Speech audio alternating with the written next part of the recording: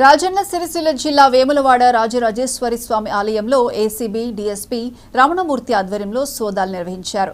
Metrology, food safety అధికారులు ఆలయంలో ప్రతి విభాగంలో క్షుణ్ణంగా తనిఖీలు నిర్వహించారు. లడ్డూ తయారీలో సరుకులు నిల్వలను తూకం వేశారు. ఆరోపణలు వచ్చిన నేపథ్యంలో తనిఖీలు నిర్వహిస్తున్నట్లు డీఎస్పీ చెప్పారు.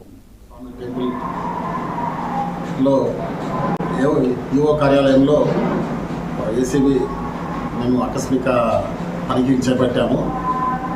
నేను కర్నాటక ఏసీబీ డిఎస్పీని మా సిబ్బంది మరియు మా ఇన్స్పెక్టర్స్ సిబ్బందితో పాటు వివిధ శాఖలు అంటే ఫుడ్ ఇన్స్పెక్టర్, తునికల కొలతల శాఖల ఇన్స్పెక్టర్ అండ్ శానిటేషన్ విభాగానికి సంబంధించిన ఇన్స్పెక్టర్ గారు, ఆడిటర్ గారితో పాటు వచ్చి ఇక్కడ అన్ని రికార్డ్స్ని కూడా క్షుణ్ణంగా తనిఖీ చేయడం కోసం వచ్చాము.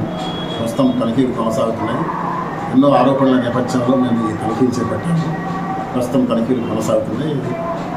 ఈ పూర్తయిన తర్వాత ఈ సమగ్ర దర్యాప్తు రిపోర్ట్ని మేము గవర్నమెంట్కి మా ఉన్నతాధికారుల ద్వారా పంపిస్తాము. ఈరోజు రాజన్న